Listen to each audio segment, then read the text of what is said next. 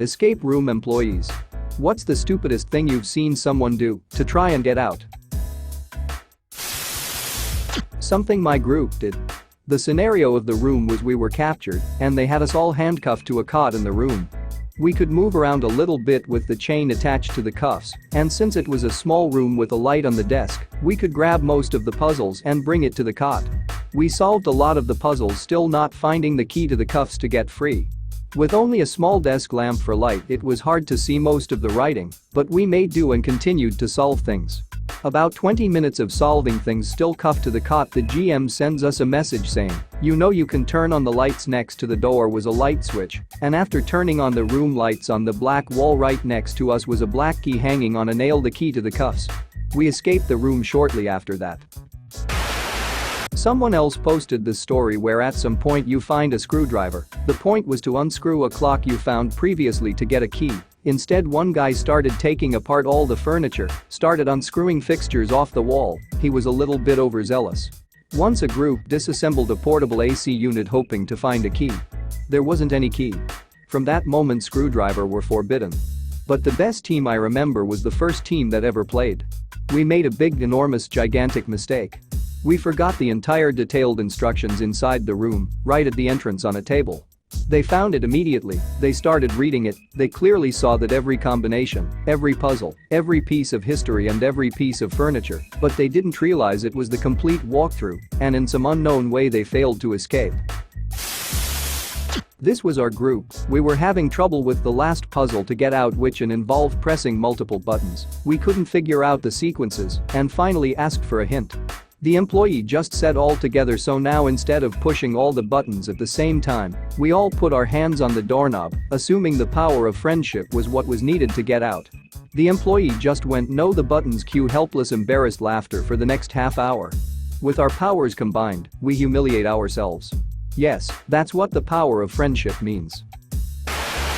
Turning this on its head, I went to an escape room once that had a ridiculously impossible puzzle.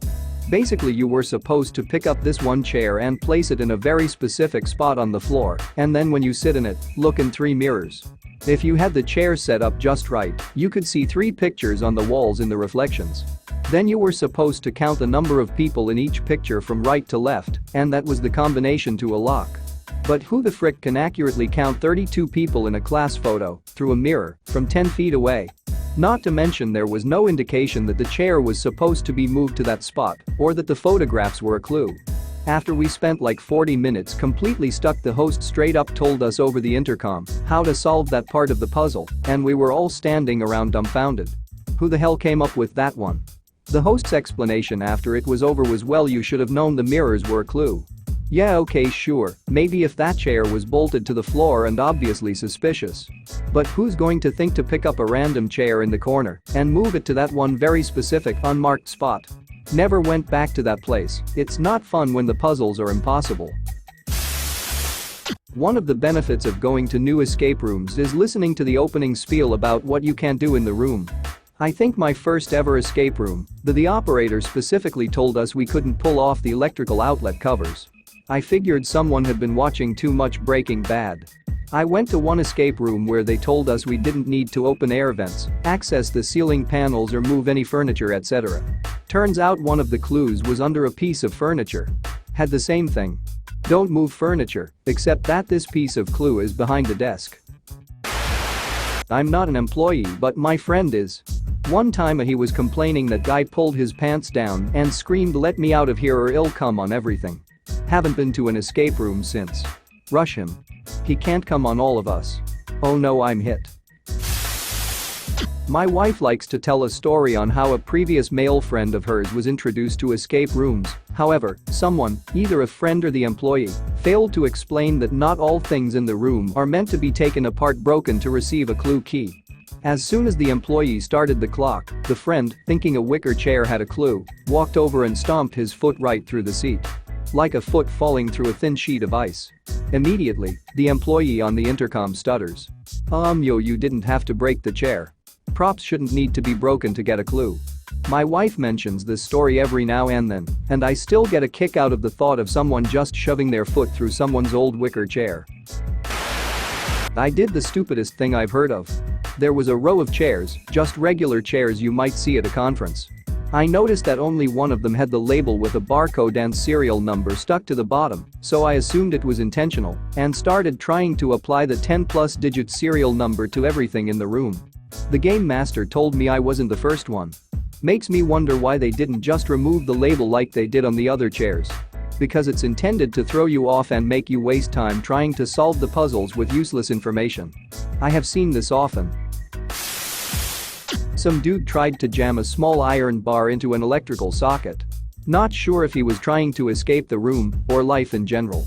My colleague managed to get to the main electrical switch before the idiot could electrocute himself. Jams metal into socket, circuit breaker flips and all lights go out. Yes. Progress. The room had electronic components, so there were electric wires that were tied down but looped around the room. One Friday night, someone tried licking them, just in case. I'm not an employee, but I was told this by one once.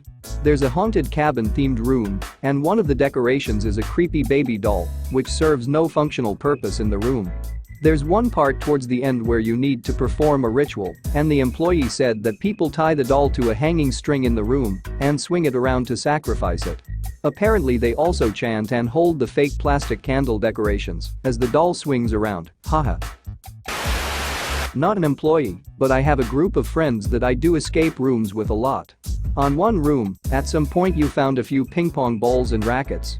Two of us cleared a table and started playing, while the other two looked at us like we were out of our minds. An employee of an escape room told me this one. The room was in English, but one of the guys was Italian and for some unknown reason couldn't communicate that he wanted to go to the toilet beforehand. So they go into the room, there is a bucket there that is supposed to be used as a clue, but this madman waits while the lights are still off, horror-based room, and pees in the bucket. And because the bucket was in a camera dead zone and there was a sponge in it, they found out after the room was over. Like, comment, and share. Reddit Story Topper. Subscribe now.